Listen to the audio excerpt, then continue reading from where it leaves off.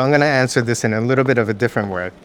Working with Mr. Pei, he always said the best projects always had three things. One is the client, the other is the site, and then the third is the program.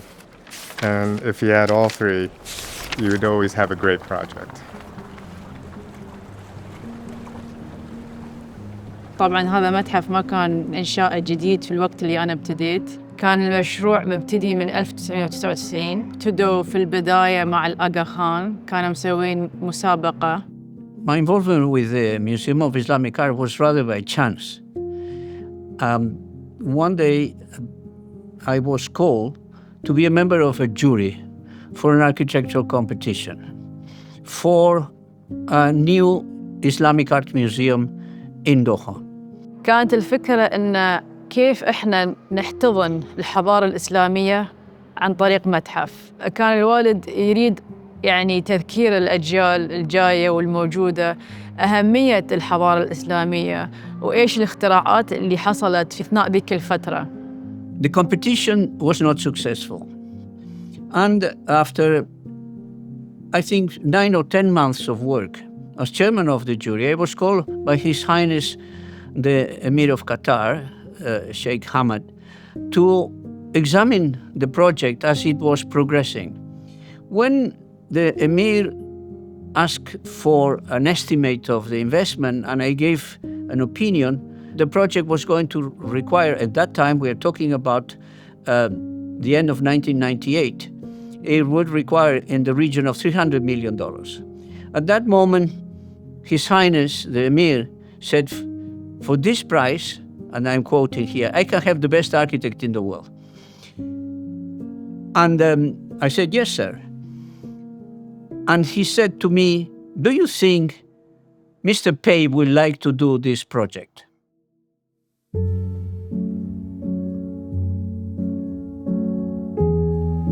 He's a very brilliant man, thoughtful. He's always several steps ahead. A gracious man. That's the first thing that everybody notices about him is his wonderful smile, first of all. He was impressive in terms of he knew what the client wanted before maybe even the client knew. I learned from him that, and I don't know if I'm capable of replicating his capacity of convincing everyone in the easiest way possible. I think it's very natural to him. His graciousness and his elegance. He's very understated. Even working with him, he would never demand anything of us, but we always knew what he wanted. So you would want to work for him because he is just so down to earth. And his ideas are quite interesting, and they're very logical ideas. And they're very practical. They make a lot of sense. We were very well received by Pei at his club. Pei was a gentleman, refined, and he offered us lunch at his club, and he very politely refused the project. He said, there are two reasons. I said, the Miho Museum is my last building, and second, I do not know Islamic architecture. He attracts the projects because of his notoriety, but he would never take on a project unless he is sure that he can deliver this project. And then in the case of Doha, it was a culture he didn't know about. We came back with this news to Doha, and His Highness the Emir didn't want to have a no as a reply. فهو اختار إنه يطلع IMP من التقاعد. طريقته كان إنسان يعني هو إنسان مقنع، فتكلم مع IMP وطلب منه إنه يبني المتحف الفن الإسلامي في قطر. In the next step, I went to try to convince Pei of undertaking the project, and I proposed to him to address his second concern, that he didn't know much about Islamic architecture, a program of visits of architecture in the Muslim world, which we did for the next 6 months and concluded in Cairo. It was very clear that it was a new exploration for Mr. Pei. IMP كونه أنه هو يعني كان مهندس رائع ومميز وله بصمات يعني في كثير من التصاميم اللي صممها في كل أنحاء العالم. تجربته في الشرق الأوسط وفي الخليج وفي قطر بالأخص كانت تجربة مميزة بالنسبة له. كان مثل ما ذكرت عمره 87 سنة.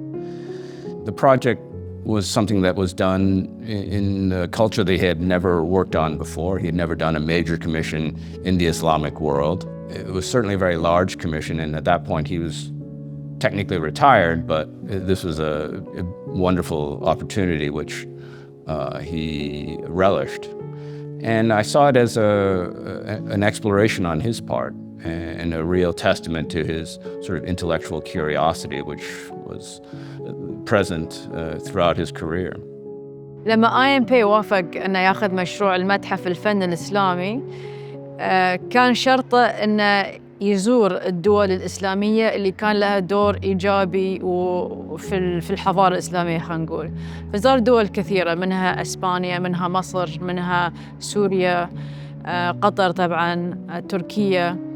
فهو اختار الأشياء اللي مسكت مشاعره خلينا نقول. فمن أهم المعالم هي الهمبرة في إسبانيا في الأندلس، ومسجد ابن طولون في القاهرة. At the end, I took him because I want him to see the Ibn Tulun Mosque as the end of the journey. There is where he had, in quotation marks, I will call the conversion, or base conversion to Islamic architecture.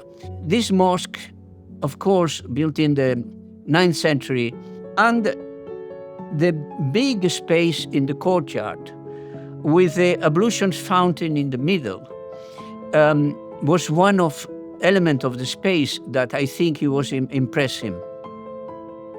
And then he was also very much impressed by that mosque, not the mosque itself, but particularly the ablution fountain in the center, which is one of the masterpieces of architecture, I would say, centering a vast space with a volume that changes according to the movement of the sun. وهو راجع ما كانت عنده ورقة، كانت عنده يمكن قطعة كلينكس، قام يرسم الشكل اللي كان هو يتخيله للمتحف الإسلامي. The second thing that appealed to his own sensitivity as an architect, I think, is the priority given to the space and structure above decoration. And I think this is what later on will be reflected in his work in the Islamic Art Museum in Doha.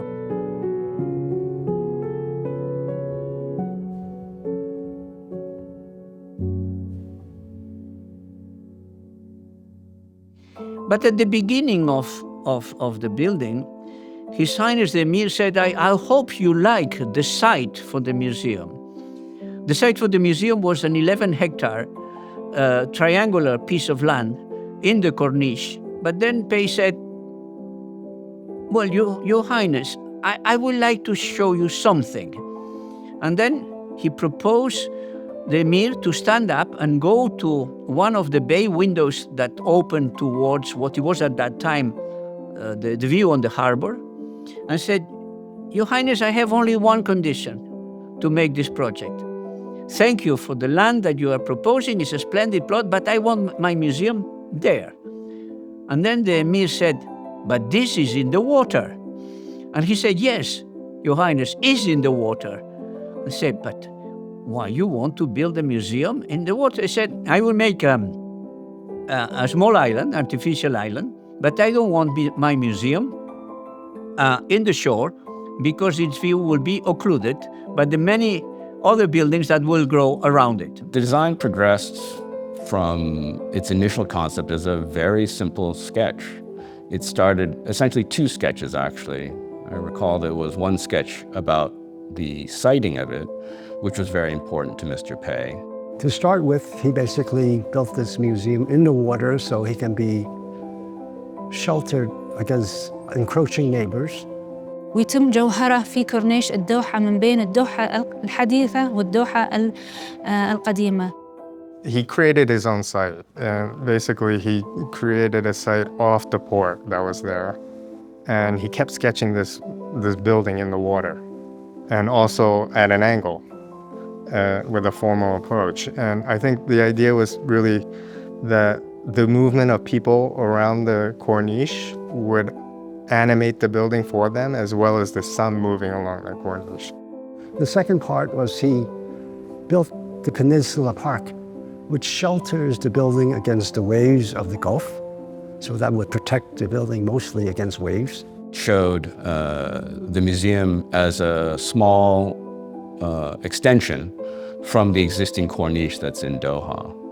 And I recall him saying that, I know that it's not so built up in this area now, but I know that in the future it will be. And he was afraid that the success of Doha, its emergence as an important city in the Middle East, would engender a lot of construction, and therefore it would crowd out and maybe overshadow this building, which was meant to be the crown jewel of the museums that were built for that area. When we started to work on the project, it was important for the building to embody the qualities of what could be distilled as Islamic architecture. Basically, he has to go and find the heart of the matter, or in this case, the essence of Islamic art or architecture. So he educated himself. He spoke to colleagues, friends, and people of special knowledge of Islamic art. It was very interesting to go into the conversations with Mr. Pei on what Islamic architecture may or may not be. He wanted to understand the parameters with which he could also join the conversation. And it goes back to kind of his roots as an architect, but I think it means finding, abstracting and distilling kind of the essence of what Islamic architecture is, not necessarily through decoration, but through some of the formal geometric kind of structuring, but then also through the idea of how, again, the light, and how he talks about the facets of the museum, but the light was something very much from the very beginning, an inspiration, and not only filtered light, but light that actually animates mass. And every single geography has a different kind of materiality and ways in which to build. So these traditions were interesting to Mr. Pei, how stone is used, how light is utilized, how light plays on a volume. I think what surprises most people is how, when we describe the process of it, of designing this museum, is how difficult it is to make something simple.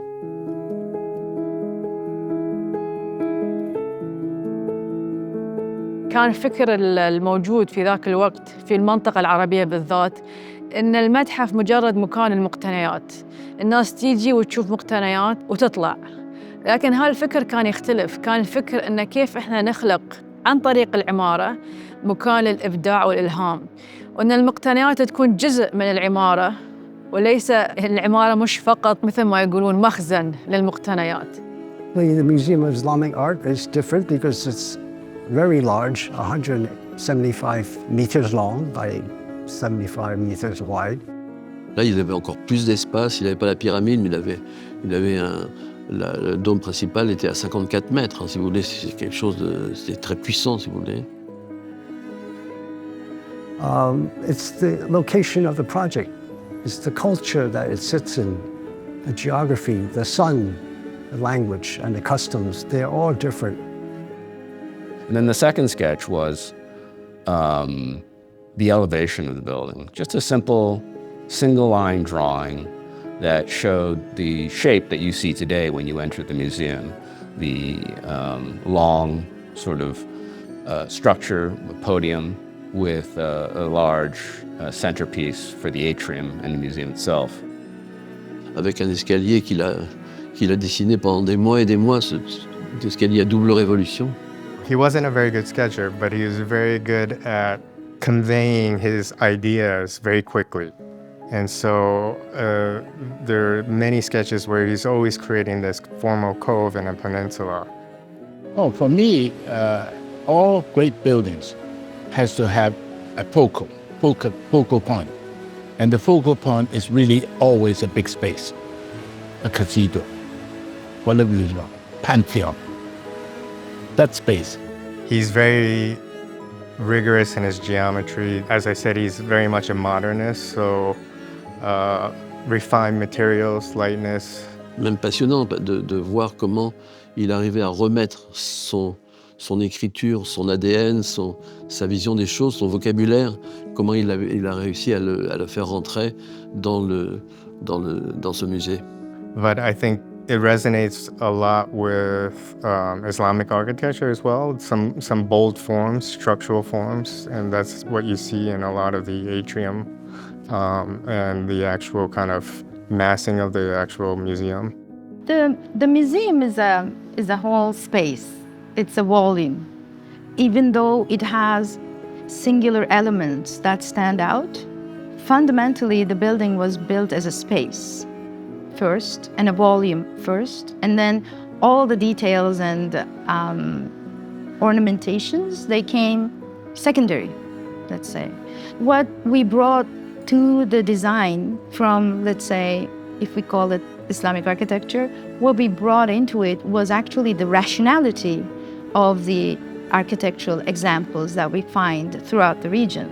Probably at the last moment in time in history where a collection of that caliber of Islamic art could be constituted. Because after that, the art market has not offered anymore the possibility of realize a collection of that importance, quality and caliber. أهم متحف مخصص لعرض الفن الإسلامي على مستوى العالم. I find that they are extremely diverse. You can have metal, you can have glass, you can have a big carpet, small carving. So it's a very interesting collection.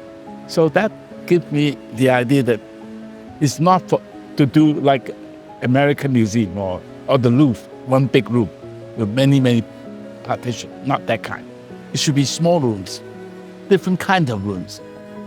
Donc nous, il y avait ce respect, puis la simplicité, mais avant tout, quand on fait un musée comme celui-là, c'est l'œuvre qui compte.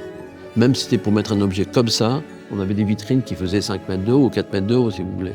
أراد آي إم بي أن عندما يدخل الزائر ينبهر بردهة المتحف بمساحتها الشاسعة، لكن صمم قاعات العرض بطريقة مختلفة بحيث أن هي مظلمة نوعاً ما وتكون الإضاءة مركزة على المقتنيات المعروضة كأنها طائرة، يعني it looks like they are floating، وهذا يضيف إلى جماليات ليبرز جماليات المقتنيات المعروضة. احنا نسميه like theatrical display. Et la chose la plus importante qui s'est passée à Doha, ça a été l'éclairage. C'était la première fois au monde qu'on faisait un musée éclairé entièrement en fibre optique. فكان جزء من الحفاظ على الهوية الإسلامية، في نفس الوقت خلق بيئة ابتكار وإلهام للأجيال الجاية. إحدى أهم المعالم الثقافية في دولة قطر، ويعتبر أيضاً من إحدى أهم المتاحف الإسلامية على مستوى العالم. I can't say that there's any particular part because, each part is part of a whole. And I think the thing that I'm most proud of is that in the end, Mr. Pei was happy, the Amir was happy, and the people of Qatar and the region have come to recognize this as a museum that they cherish and visit. Personally, I think it's one of his best buildings. I think the word that best describes it would be resonance. مبنى فخم Un lieu unique, indémodable. inspiring. مميز مبهر. المتحف ملهم لأن الأشخاص اللي كانوا وراء فكر المتحف هم ملهمين، سواء الوالد، سواء IMP، ريتشارد سيرا، كل اللي شارك في مشروع المتحف الإسلامي في نهاية التسعينات كانت لهم نظرية مختلفة، وإحنا اليوم نشوف أثر هذه الرؤية مش بس في قطر بس في المنطقة كلها. For me, architecture cannot be captured in words. Eternal. And we know that nothing is eternal, but in the relativity of the eternality of things, this museum is eternal. كل لحظاتي مع IMP كانت مميزة لأنه هو إنسان مميز، والشخص المميز يبين أسلوبه وطريقته. كان هو إنسان جداً متواضع. أتذكر لما افتتحنا المتحف الإسلامي وجاء دوره إنه يتكلم، قال أنا مجرد مهندس مش عارف ليش معطيني هالفرصة إن أنا أتكلم معاكم. Thank you for the introduction, Your Highness the Emir, Your Highness Sheikh Mosa, Sheikh Maesa, and ladies and gentlemen. I'm very honored actually to be presented to you in this manner. I'm only an architect,